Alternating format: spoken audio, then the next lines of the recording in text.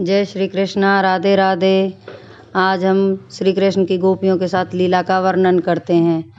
प्रभु श्री कृष्ण ने गोपियों के साथ बहुत सी लीलाएं की हैं, लेकिन कुछ लीलाओं का वर्णन हम करते हैं, जैसे कि मटकी फोड़ते हुए, माखन चुराते हुए, और जब ये गोपियां कृष्ण जी का उल्हाना लेकर जाती हैं मैया यशोदा के पास।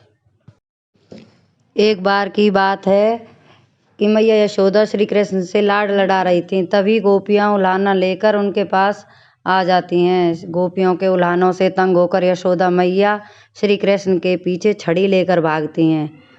तब श्री कृष्ण ने अपनी मैया को क्रोध में देखा तो उनसे बचने के लिए वह भागने लगते हैं और भागते भागते कुम्हार के पास पहुंच जाते हैं।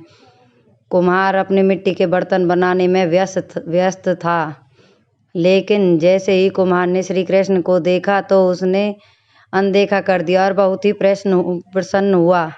कुम्हार जानता था कि श्री कृष्ण साक्षात ही परमेश्वर हैं। तब प्रभु ने कुम्हार से कहा, कुम्हार जी, आज मेरी मैया मुझ पर बहुत क्रोधित हो रही है। मैया छड़ी लेकर मेरे पीछे आ रही है। भैया मुझे कहीं छुपा दो। कुम्हार भैया मुझे कहीं छुपा दो। फिर कृष्ण कन्हैया ने कुम्हार से कहा, कुम्हार भैया मुझे छुपा लो। अब देखिए कृष्ण की लीला यहाँ पर कैसी है, क्योंकि वे खुद भी कहीं छुप सकते थे, लेकिन उन्होंने कुम्हार से कहा। तब कुम्हार ने श्री कृष्ण को एक बड़े से मटके के नीचे छिपा दिया। कुछ ही क्षणों में मैया यशोदा भी वहाँ आ गई और कुम्हार से पूछने लगी, क्यों रे कुम्हार, तूने मेरे कन्हैया को कहीं देखा है? कुम्हार ने कह दिया, नहीं मैया, मैंने तो लाला को नहीं देखा। श्री कृष्ण यह सब बातें घड़े के नीचे छुपकर सुन रहे थे। मैया तो वहाँ से चली गई। अब प्रभु और कुम्हार की दोनों की बातें आपस में हो रही हैं। प्रभु श्री कृष्ण कहते हैं कुम्हार से, कुम्हार जी, यदि मैया चली गई हो तो मुझे इस घड़े से बाहर निकाल दो। अब देखिए, प्रभु तो खुद ही निकल सकते थे, लेकिन वह कुम्हार की प्रेम भावना को जानते थे।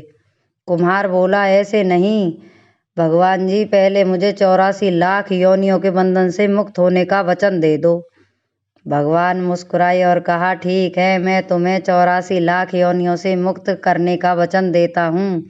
अब तो मुझे बाहर निकाल दो। कुम्हार कहने लगा, मुझे अकेले नहीं भगवान जी, मेरे परिवार के सभी लोगों को भी 84 लाख योनियों के बंधन से मुक्त करने का वचन दे दो, तभी मैं आपको घड़े से बाहर निकालूंगा। प्रभु जी कहते हैं, चलो ठीक है भाई, उनको भी 84 लाख योनियों के बंधन से मुक्त करने का मैं वचन देता हूँ।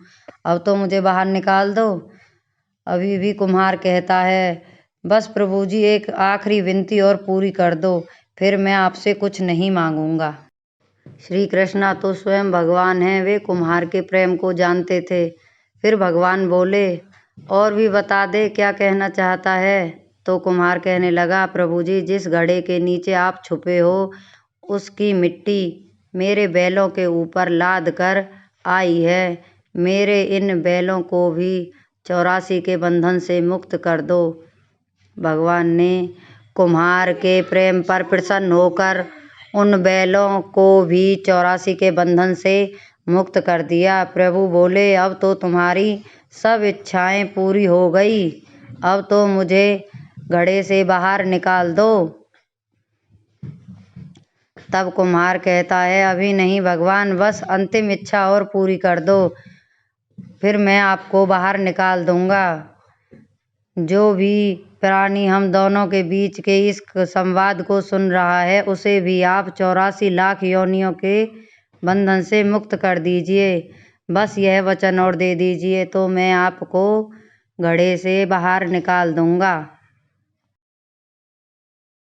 कुम्हार की प्रेम भरी बातों को सुनकर श्री कृष्ण कन्हैया खुश हो गए और कुम्हार की इस इच्छा को भी पूरा करने का वचन दे दिया।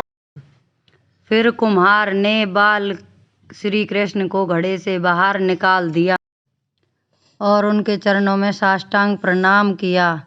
प्रभु जी के चरण धोए और चरणामृत पी लिया। अपनी पूरी झोपड़ी में भी चरणामृत का छिड़काव किया और प्रभु जी के गले लगकर इतना रोए कि प्रभु में ही विलीन हो गए। जरा सोचिए, जो श्री कृष्ण बाल रूप में 7 कोस लंबे चौड़े पर्वत को अपने एक छोटी सी उंगली पर उठा सकते हैं, वो क्या एक घड़ा नहीं उठा सकते थे? लेकिन बिना प्रेम रीझे नहीं नटवर नंद किशोर, क्योंकि प्रेम से तो कृष्ण कन्हैया कुछ भी कर सकते हैं। कोई कितने भी यज्ञ करे, अनुष्ठान करे, कितना भी दान करे, चाहे कितनी भी भक्ति क्यों ना कर ले, लेकिन जब तक मन में प्राणी मात्र के लिए प्रेम नहीं होगा, तब तक श्री कृष्ण किसी को भी नहीं मिल सकते। इसलिए आप सब श्री कृष्ण से इतना प्रेम कीजिए कि वे आपको भी प्रेम करने पर उतारू हो जाएं। जय श्री कृष्णा। श्री कुंज बिहारी श्री हरिदास। आप सभी को हमारी कहानी अच्छी लगी हो तो प्लीज़ हमें सब्सक्राइब कीजिए।